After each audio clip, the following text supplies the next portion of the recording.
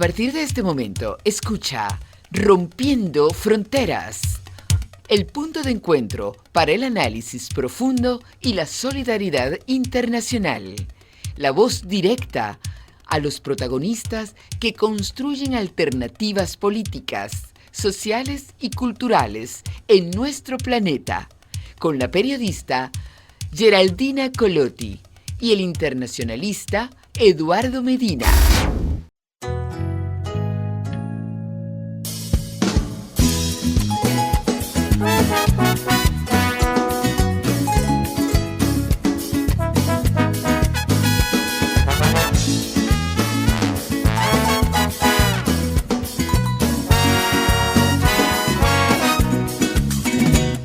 Mi bandera es cafecito bien temprano en la mañana, cuando levanto al trabajo, al estudio, a la jornada. Mi bandera es sabor, arepita bien tostada. Mi bandera es aquel beso con amor para mi amada. Mi bandera es conciencia, es mi historia libertaria. Mi bandera son ancestros, es Bolívar, es Miranda. Mi bandera tricolor y 8 estrellas solidarias. Mi bandera es amuleto, es Chávez que me acompaña.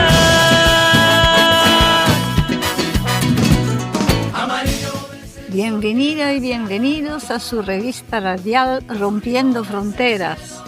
Saludos, hermana y hermano de la patria grande y del mundo entero. Sean todas y todos bienvenidos a una nueva emisión de su podcast Rompiendo Fronteras.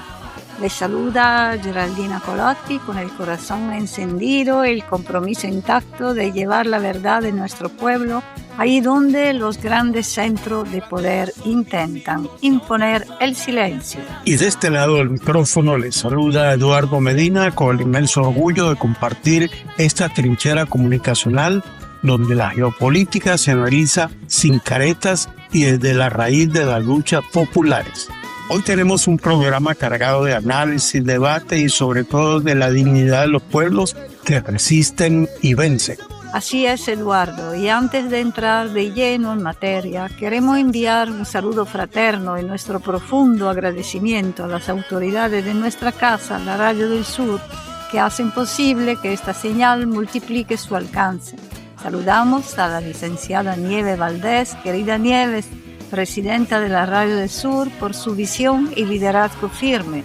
Además, nos acompañan en el control técnico Alejandra Guevara y José Blanco. Por supuesto, Geraldina, y a la licenciada Tamar Sánchez, directora de contenido, junto al jefe de programación Samuel Romero, quienes junto a todo el extraordinario equipo de producción técnica y periodística de la Radio del Sur ponen su empeño diario para cruzar latitudes, llevando con fuerza los latidos de la patria grande. Sin más, con ustedes, la revista radial Rompiendo Fronteras. Somos esa historia que hizo visible el gigante. Nadie se detiene, vamos pueblo hacia adelante. Es el sol que nace al alba. Azulito es el cielo que me abraza. Y rompo el compromiso con mi patria soberana.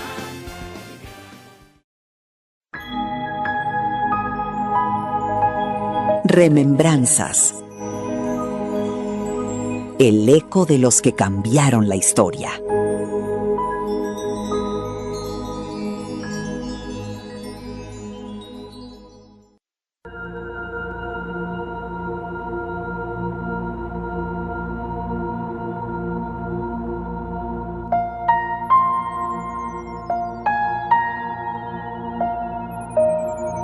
Jorge Rodríguez Padre.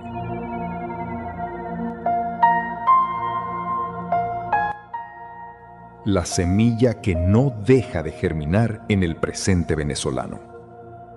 Hay nombres de revolucionarios que los vencedores intentan enterrar en la infamia o en el olvido. Así, la historia oficial de la Cuarta República en Venezuela quería borrar en la oscuridad de una celda, bajo los golpes de una violencia de Estado que pretendía apagar la voz de los pueblos, la figura de Jorge Antonio Rodríguez. El 25 de julio de 1976, las torturas de la DICIP destrozaron su cuerpo y lo entregaron a la familia diciendo que había muerto de un paro cardíaco. Solo muchos años después, tras la victoria de Chávez en las elecciones y la entrada en la política de los dos hijos del resistente, Jorge y Delcy, respectivamente presidente del Parlamento y presidenta encargada tras el secuestro de Maduro y de la primera combatiente, Cilia Flores, el médico que había redactado el informe confesó haberlo hecho bajo amenaza. Jorge Antonio tenía solo 34 años, la firmeza de un maestro rural nacido en Carora, la templanza del militante entrado en la guerrilla para combatir la opresión y la visión estratégica de quien había fundado la Liga Socialista para dar forma organizada al poder popular. Para el régimen de la falsa democracia representativa, siervo de los intereses estadounidenses, un hombre así no podía ser calificado más que como terrorista. Era la misma y desgastada narrativa con la que las élites criminalizan a quienes empuñan la resistencia y se niegan a someterse al orden establecido. Transformar a los combatientes por la liberación en enemigos públicos para justificar su persecución y aniquilamiento. Pensaban que habían acabado con un hombre. En cambio, la historia ha demostrado que solo habían sembrado un principio. Hoy, recordar a Jorge Rodríguez, como la Revolución Bolivariana ha hecho cada año, no es un ejercicio nostálgico ni un rito conmemorativo momificado. Es, al contrario, una exigencia política impelente y viva. En un momento en que la Venezuela bolivariana atraviesa una de las fases más complejas de su historia reciente, amenazada por asedios económicos, chantajes imperiales e intentos de desnaturalizar la trayectoria de emancipación trazada por el pueblo, la figura de Jorge Rodríguez Padre vuelve a hablar con una lucidez desarmante. El socialismo se conquista luchando, solía repetir. Y en ese verbo, luchar, no había lugar para los atajos de la rendición, ni para las ilusiones de una adquisición pacífica y burguesa de los derechos de la clase trabajadora. Para Jorge Rodríguez, la coherencia política era una cuestión de ética militante, la defensa del territorio, el rechazo a la injerencia extranjera y la fe inquebrantable en el papel histórico de los obreros, de los campesinos y de los estudiantes. Hoy, esa misma coherencia está llamada a medirse con el presente, en el cuerpo colectivo de la clase obrera venezolana que resiste en las fábricas, en los CPTT y en las comunas. La memoria de Jorge Padre no es un recuerdo estático, sino una trinchera ideológica. Nos recuerda de dónde viene este proceso, no de concesiones de palacio, sino de la sangre derramada por la militancia antifascista, guerrillera y antiimperialista que resistió a las décadas de la represión negociada. Mirar la figura de Jorge Rodríguez hoy significa hacerse preguntas incómodas y necesarias. ¿Cómo preservar esa herencia de clase frente a las sirenas del liberalismo y a las presiones geopolíticas?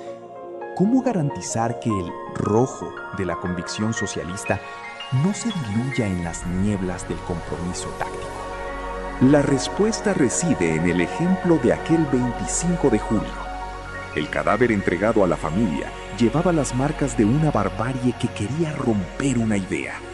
Pero esa idea atravesó décadas, alimentó la llamarada de la Revolución Bolivariana y se convirtió en patrimonio del internacionalismo de todo el continente. Jorge Rodríguez Padre sigue caminando al lado de quien no cede, de quien rechaza la arrogancia del imperio y de quien sabe que la dignidad de un pueblo no se vende ni se negocia. Su nombre no pertenece al pasado, es un imperativo del presente.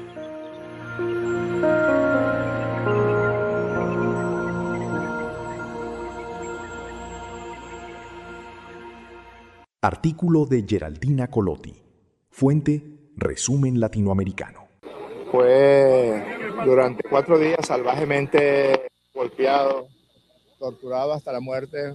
Un hombre bueno, un joven de 34 años que había sido dirigente estudiantil en la Universidad Central de Venezuela, y que era un dirigente político de alto vuelo en la lucha por la revolución venezolana. En lo que se ha llamado la democracia representativa, la Cuarta República, que no era otra cosa que una dictadura de partidos caracterizada por la persecución de todo el que no comulgara con los planes de esa dictadura, que persiguió jóvenes universitarios por todo el territorio nacional, que asesinó a miles de personas por la tortura o por la masacre. La voz de Jorge Rodríguez se levantó para mostrarnos el futuro. Y este es el futuro que estamos construyendo, un futuro para afianzar la democracia, para la búsqueda de la prosperidad y para superar el dolor y la tragedia que estamos viviendo en este momento. Presidenta, de hecho, bueno, el señor Jorge Rodríguez Padre era un joven de la época, estaba encabezando también esas luchas universitarias, estudiantiles. ¿Cuál sería su mensaje hoy en día para esta juventud venezolana que también ha sido muy partícipe en apoyar con la solidaridad, el acompañamiento y el amor a nuestro pueblo? Mira, ayer conmemorábamos el natalicio de nuestro padre libertador Simón Bolívar, hace 243 años. Hoy conmemoramos y recordamos la siembra de Jorge Antonio Rodríguez, un joven venezolano, dirigente estudiantil, un político íntegro. Y sabemos que las personas trascienden cuando pasan las décadas y su pensamiento, su accionar, su herencia, su legado sigue marcando rumbo. La juventud venezolana sin duda tiene en el joven Jorge Antonio Rodríguez una referencia. Nacido del pueblo humilde de Venezuela, luchó por la transformación económica, social de Venezuela, tuvo un pensamiento profundamente nacionalista, socialista y marcó rumbo para el futuro. Y hoy sus hijos, que estamos también en el marco del ejercicio de la política, lo hacemos con un referente moral y ético que trasciende, como dije yo, trasciende décadas, medio siglo hace del asesinato criminal de este joven líder político estudiantil.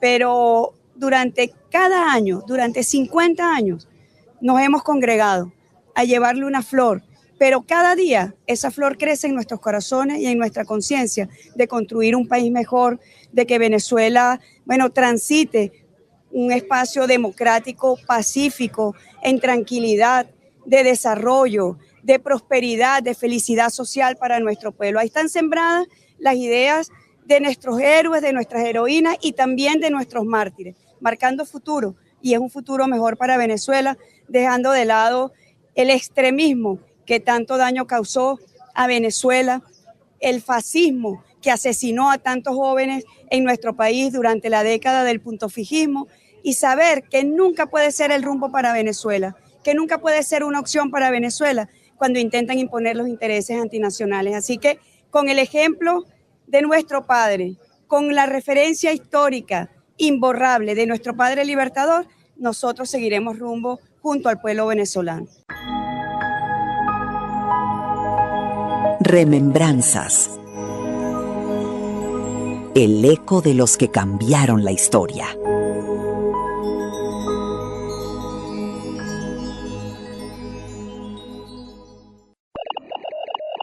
Fuera de radar. Lo que nadie te contó. Fuera de radar. Espacio entre los Rompiendo Fronteras donde ponemos la lupa sobre lo que los grandes medios prefieren callar o convenientemente archivar en el olvido. Geraldina, hoy traemos un tema que está moviéndose tras bastidores en la geopolítica internacional y que pocos se atreven a desglosar desde la perspectiva jurídica real. Así es, Eduardo. Hoy vamos a desmontar una narrativa. En el tablero de la relación entre Caracas y Washington siempre se habla de sanciones, de bloqueos, de presiones diplomáticas, pero casi nadie voltea a mirar los documentos fundacionales que siguen vigentes.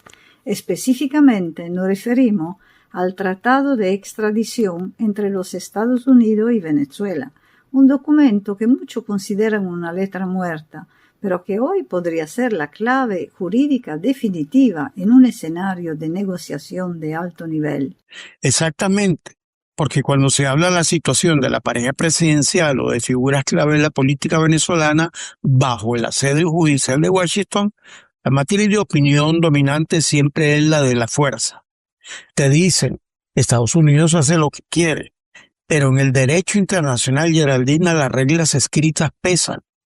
Este tratado, firmado originalmente en 1922 y ratificado en 1923, no ha sido derogado.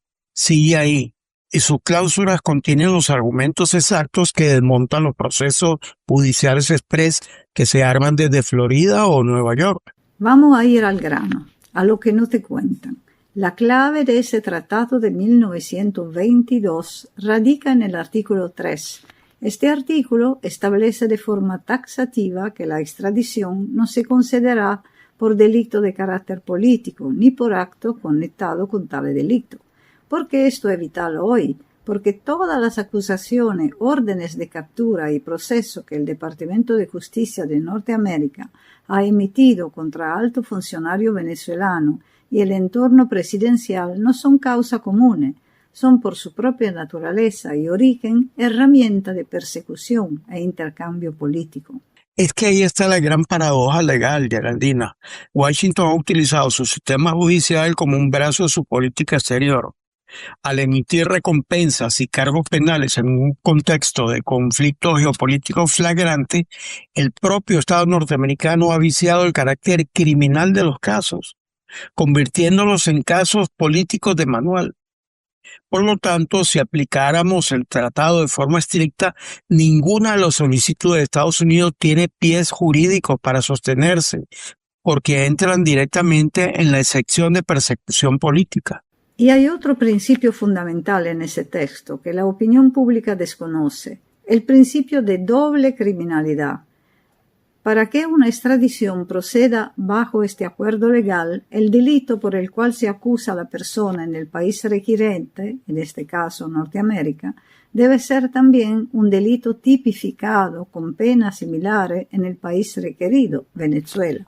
Cuando Washington inventa figuras jurídicas extraterritoriales o aplica ley de sanción interna para perseguir a ciudadanos venezolanos, rompe este principio elemental. No puede extraditar a alguien por violar una ley estadounidense que no existe, ni aplica en el ordenamiento jurídico venezolano. Es vital recordar también el tema de la soberanía constitucional. La Constitución de la República Bolivariana de Venezuela, en su artículo 69, prohíbe tácitamente la extradición de venezolanos y venezolanas, es decir, constitucionalmente es inviable. Pero lo interesante aquí es cómo el tratado bilateral original ya respetaba esta noción de soberanía al establecer que ninguna de las partes está obligada a entregar a sus propios ciudadanos. Si Estados Unidos exige entregas unilaterales, saltándose los canales bilaterales, está violando un acuerdo que ellos mismos firmaron. Totalmente. Lo que estamos viendo en la práctica es el uso del lawfare o la guerra jurídica, donde se saltan los tratados bilaterales para ejecutar captura en terceros países mediante presiones diplomáticas ilegales.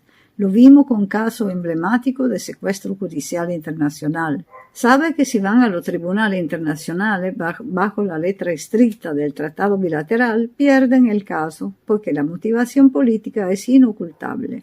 Por eso, cuando los analistas corporativos dicen que la liberación o el cese de la persecución contra la pareja presidencial o su entorno depende exclusivamente de un perdón o una concesión política a la Casa Blanca, están ocultando la mitad de la verdad.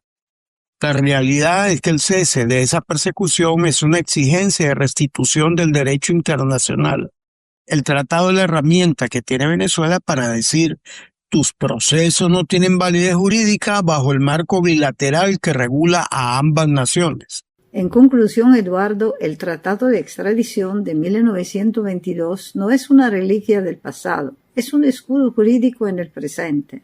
En cualquier mesa de negociación seria, la delegación venezolana tiene los argumentos legales históricos para demostrar que las acciones de los fiscales estadounidenses violan la propia ley bilateral de los Estados Unidos, obligar a Washington a apegarse al derecho y a los tratados vigentes es en el fondo la llave para desmontar toda la arquitectura de persecución judicial y garantizar la libertad plena y el respeto a la institucionalidad del país. Así es, romper el cerco informativo es entender que detrás del ruido de los micrófonos y las amenazas hay un marco legal que Washington pretende ignorar porque no le favorece. Pero aquí, en Fuera Radar, nos encargamos de recordarlo y de ponerlo sobre la mesa. Agradecemos a toda nuestra audiencia por acompañarnos en este análisis profundo. Geraldina, como siempre, un análisis impecable. Gracias a ti, Eduardo. Nos vemos en la próxima entrega de Fuera de Radar por Rompiendo Fronteras. No se dejen engañar por lo evidente. Busquen siempre lo que no le quieren contar. Hasta la próxima. Fuera de Radar. Lo que nadie te contó.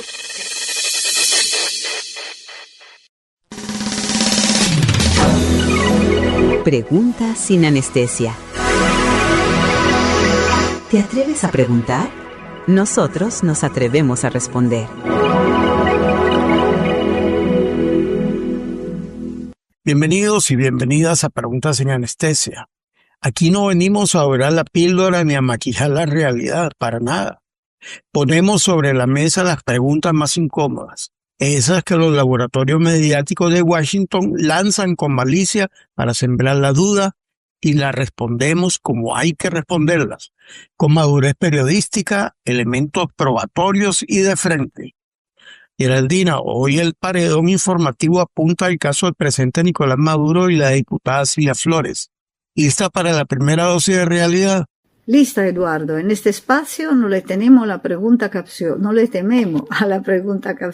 porque la verdad no teme a la luz. Vamos directo al hueso. Te lanzo la primera, Eduardo, sin anestesia.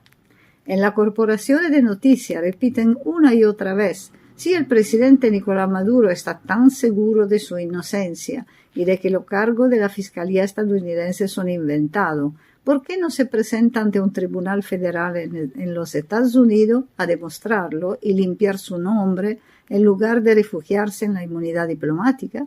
¿Qué respondemos a esta malicia, Eduardo? Con absoluta madurez y seriedad jurídica, Geraldina.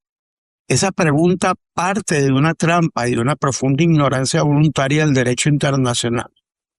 Primero, un jefe de Estado soberano no tiene nada que demostrar ante una corte local o un país extranjero que carece absolutamente de jurisdicción sobre su territorio. Presentarse ante estos tribunales no sería limpiar su nombre, sería convalidar una violación flagrante a la soberanía de toda Venezuela. La inmunidad diplomática no es un refugio, ni un escondite. Es una institución milenaria que garantiza que los países puedan relacionarse sin que una potencia use sus jueces para secuestrar a los líderes que no les gustan. Ir a Washington a defenderse en un sistema penal que ya compró testigos, que ya puso precio a su cabeza y que opera como una extensión del Pentágono, no es justicia. Es entregarse a un pelotón de fusilamiento político. La inocencia del presidente se ejerce gobernando y defendiendo a su pueblo, no rindiéndole cuenta al imperio, así de sencillo. Ahora voy yo contigo, Geraldina, y esta viene con bastante veneno de las agencias internacionales. ¿Ok? Muchos sectores opositores afirman que incluir el cese de los procesos judiciales de la pareja presidencial en la mesa de negociación política es la prueba reina de que buscan impunidad utilizando el poder del Estado para protegerse mutuamente. ¿Cómo se desmonta la matriz de que esto es un pacto de impunidad familiar? Se desmonta exponiendo la raíz del engaño, Eduardo. Hablar de impunidad en este caso es un chiste de mal gusto. Para que exista impunidad tendría que haber un delito real y un proceso judicial legítimo, y aquí lo que hay es extorsión política. Washington no acusó al presidente y a la diputada Silvia Flores porque descubrieron una red criminal. Lo acusaron en el año 2020, en el pico de la estrategia de cambio de régimen como un mecanismo de asfixia y chantaje para quebrar la revolución bolivariana. Por lo tanto, exigir el cese de esta causa penal en una mesa de negociación no es pedir impunidad, es exigir el cese de la hostilidad y de la guerra jurídica. Es una condición elemental de respeto mutuo. Tú no puedes sentarte a dialogar con alguien que te está apuntando a la cabeza con un expediente falso, fabricado por sus propios fiscales. Defender a la pareja presidencial en este escenario y defender la dignidad de la investidura del Estado venezolano. Lo que Washington armó políticamente se tiene que desmontar políticamente. No es protección familiar, es legítima defensa de la República. Así se habla, sin rodeo, sin medias tintas y con la verdad por delante. Las matrices caen por su propio peso cuando se confrontan con la lógica y el derecho internacional. Totalmente, Eduardo. Una semana más donde los inventos de la canalla mediática se quedan sin argumentos. Esto fue Preguntas sin anestesia en Rompiendo Fronteras. Preguntas sin anestesia. ¿Te atreves a preguntar? Nosotros nos atrevemos a responder.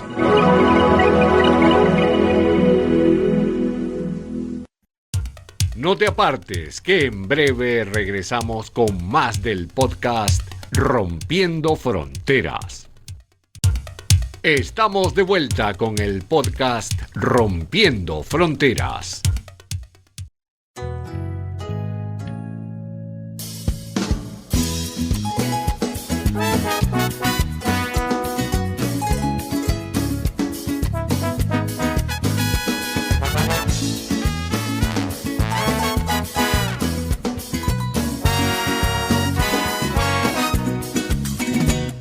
Mi bandera es cafecito bien temprano en la mañana. Cuando levanto al trabajo, al estudio, a la jornada. Mi bandera es sabor, arepita bien tostada. Mi bandera es aquel beso con amor para mi amada. Mi bandera es conciencia, es mi historia libertaria. Mi bandera son ancestros, es Bolívar, es Miranda. Mi bandera tricolor y 8 estrellas solidarias. Mi bandera es amuleto, es Chávez que me acompaña. Amarillo es el sol que nace al alba, azulito es el cielo que me abraza, y rojito el compromiso con mi patria soberana, con mi tierra, con mi gente, a ver cerca la batalla.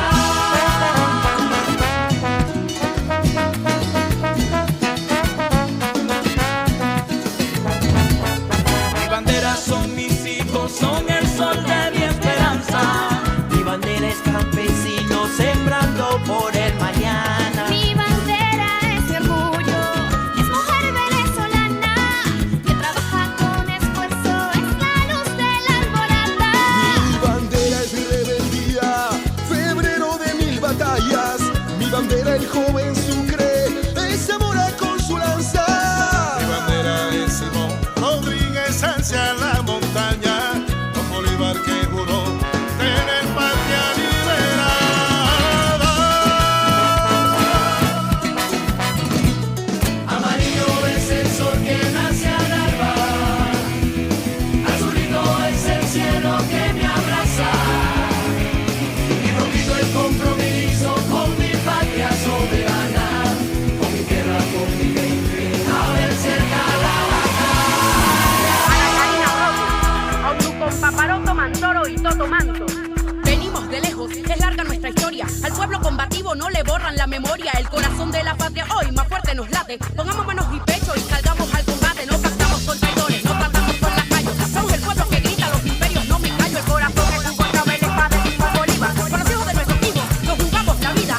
Somos esa historia que hizo visible el gigante. Nadie se detiene, vamos por hacia adelante. Amarillo es el sol que nace al alba, azulito es el cielo que me abraza, y rojito el compromiso con mi patria soberana, con mi tierra, con mi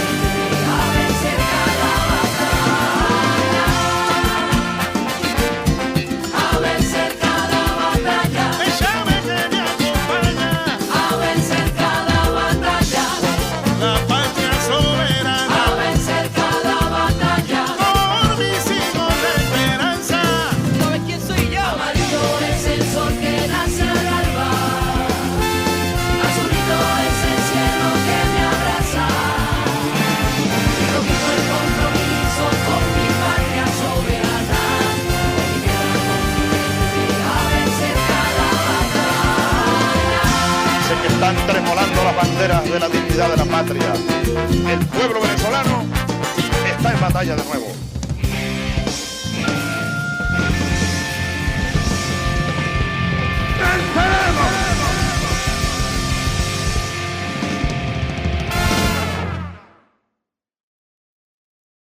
Impacto crítico. El fin de la farsa digital. Hoy nos convoca la memoria, pero no como un ejercicio estático de nostalgia, sino como el combustible necesario para las batallas del presente. Julio es por excelencia un mes insurgente para nuestra América. Geraldina, qué inmenso orgullo compartir los micrófonos hoy para conmemorar dos fechas que partieron en dos la historia de nuestro continente. Así es, Eduardo. Mirar el calendario de finales de julio es ver el mapa de la dignidad latinoamericana. Nos encontramos en el punto exacto donde se cruzan dos gigantes. El 26 de julio con el heroico asalto al cuartel Moncada en Cuba y el 28 de julio, el día en que nació en Sabaneta de Barinas nuestro comandante eterno Hugo Chávez Frías.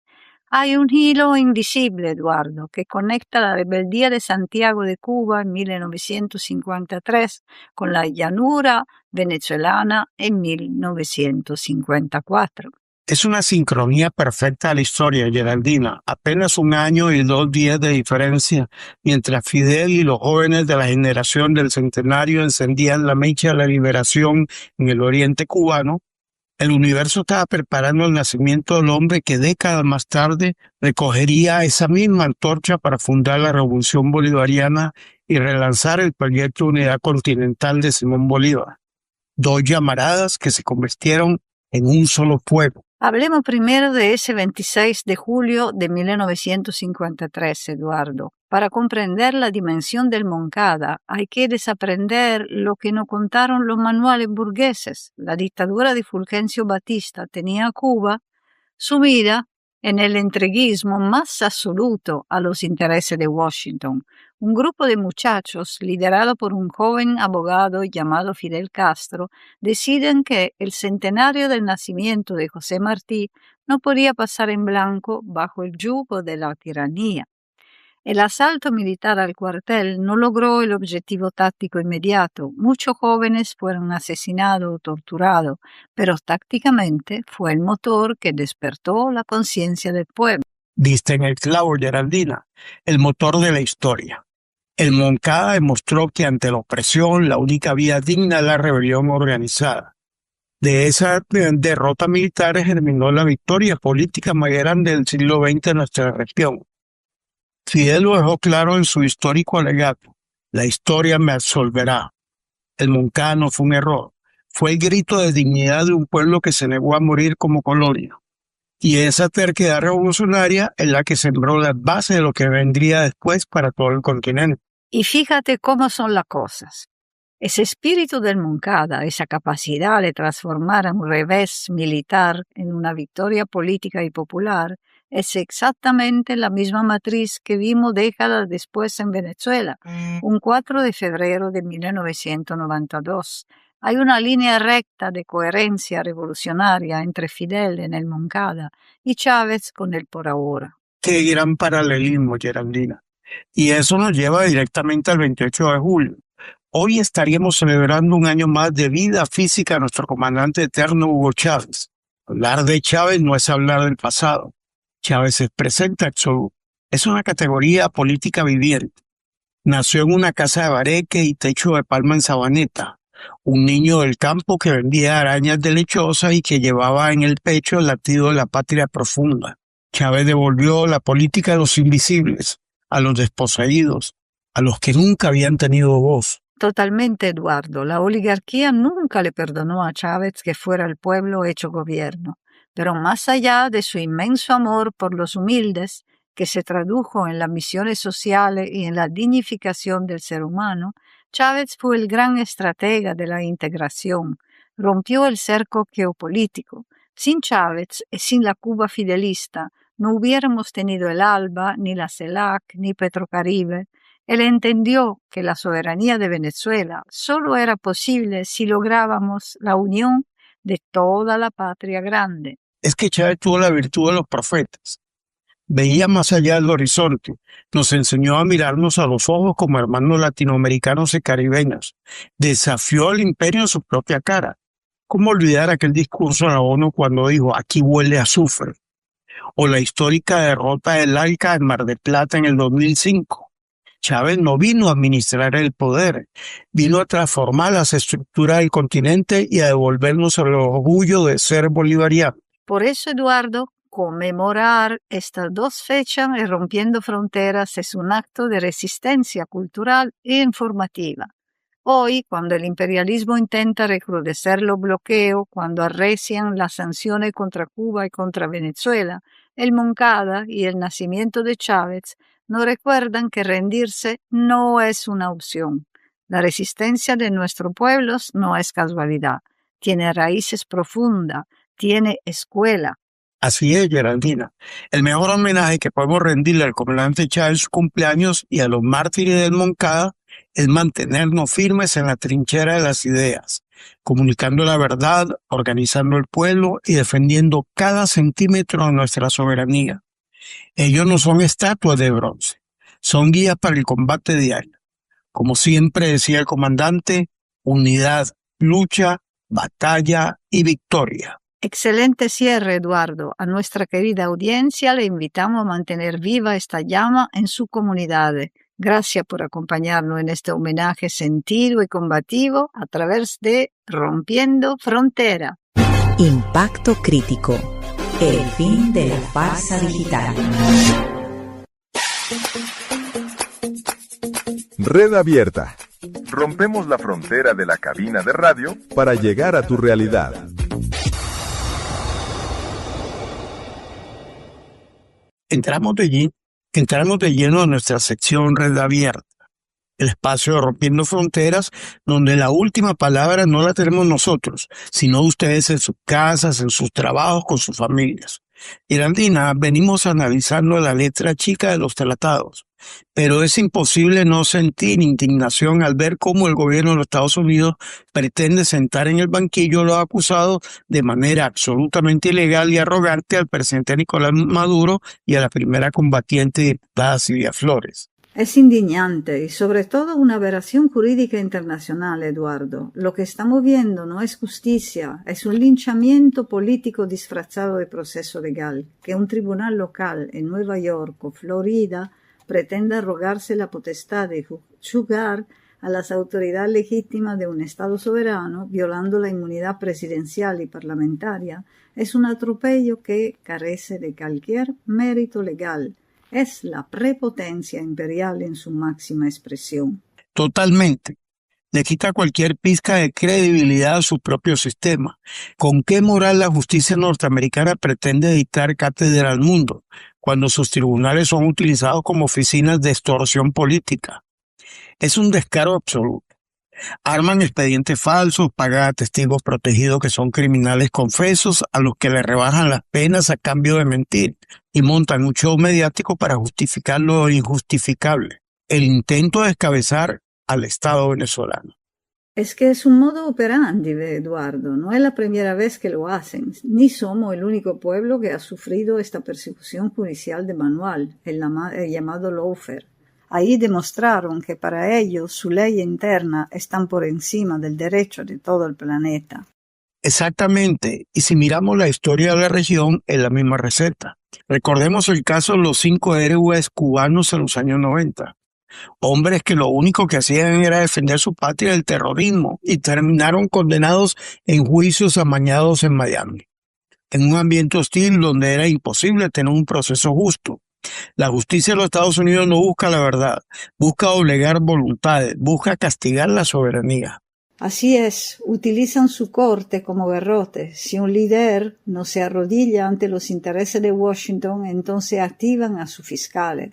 Es una justicia selectiva, hipócrita y profundamente politizada que ha perdido todo mérito y respeto ante los pueblos del mundo. Por eso, amigas y amigos que nos escuchan, hoy queremos que en este debate no se quede solo aquí en la cabina. Queremos que trascienda a sus mesas, a sus asambleas comunitarias, a las conversaciones con sus vecinos y seres queridos. Llegó el momento de que ustedes fijen posición en esta red abierta. Así es, llegó el turno de la reflexión colectiva. Queremos plantearle una pregunta directa para que la analice, la respondan con honestidad y la compartan con su amistad y familiares. ¿Qué opinión le merece a ustedes la justicia norteamericana? ¿Creen realmente que sus tribunales actúan bajo el derecho o se han convertido en un arma de guerra e invasión entre los pueblos que deciden ser libres? Ahí dejamos los interrogantes sobre la mesa. Analícenlo en familia. ¿Se puede confiar en la justicia de un país que viola los tratados internacionales para perseguir a un presidente y a una diputada soberanos? Esperamos sus reflexiones en nuestras plataformas de interacción. Geraldina, nos despedimos por hoy en esta sección, pero la red queda completamente abierta para nuestro pueblo. La red queda abierta y la palabra es de ustedes. Nos escuchamos en la próxima. El eje argumental en la audiencia de julio 2026. La defensa llegó a la audiencia con una victoria procesal previa: lograr el desbloqueo de fondos del Estado venezolano, vía licencias de la OFAC, para financiar su representación legal, tumbando el obstáculo inicial del gobierno estadounidense. Basándose en esto, la defensa ha cimentado su postura en dos pilares inmediatos: la condición de prisionero de guerra y la inmunidad soberana. Maduro insiste en su condición de presidente legítimo de Venezuela. Sigo siendo el presidente de mi país. La defensa argumenta que su captura mediante una operación militar estadounidense en Caracas viola flagrantemente el derecho internacional y la soberanía. Guerra de desclasificación de evidencias. Dado el enorme volumen de pruebas y la inclusión de material clasificado por parte de la Fiscalía de Estados Unidos, los abogados defensores pactaron este calendario dilatado, argumentando que necesitan revisar exhaustivamente cada documento para garantizar el debido proceso. La estrategia no es solo jurídica, sino eminentemente política, buscando desgastar la legitimidad del caso antes de que un jurado popular en Nueva York escuche los cargos de narcoterrorismo. De acuerdo al cronograma propuesto en la Corte, el primer gran golpe de la defensa se ejecutará en septiembre de 2026, mes en el que presentarán formalmente la moción de inmunidad soberana. El objetivo: forzar al juez Alvin Hellerstein a pronunciarse sobre si los tribunales domésticos de Estados Unidos tienen jurisdicción para juzgar a un jefe de Estado capturado mediante una incursión militar extranjera. Los debates de esta moción, previstos para noviembre, buscarán viciar de origen todo el arresto. El calendario sitúa las mociones previas al juicio en enero de 2027. La defensa utilizará la Ley de Procedimientos de Información Clasificada, CIPA por sus siglas en inglés, para presionar al gobierno de Estados Unidos. El objetivo: exigir que salgan a la luz documentos de agencias de inteligencia y operaciones tácticas sobre la captura. La estrategia consiste en poner al gobierno en una encrucijada: o desclasifica información altamente sensible que prefieren mantener en secreto, o se ve obligado a retirar ciertos cargos para evitar la filtración. Fuera del tribunal, la defensa técnica se apoyará en la diplomacia de los aliados internacionales de la Revolución Bolivariana y la administración actual en Caracas, encabezada por Delcy Rodríguez, para denunciar el proceso como un juicio político y un secuestro geopolítico. El relato se centrará en que las acusaciones de conspiración con carteles de droga son fabricaciones ideadas para justificar el control de las exportaciones petroleras venezolanas por parte de Washington. La defensa de Maduro no está buscando un juicio rápido. Su recurso más valioso ahora es el tiempo. Dilatar el proceso hasta mediados de 2027 le permite estructurar defensas constitucionales complejas sobre el derecho a la defensa y la soberanía, mientras apuestan a que el tablero geopolítico global genere nuevas ventanas de negociación. Red Abierta. Rompemos la frontera de la cabina de radio para llegar a tu realidad.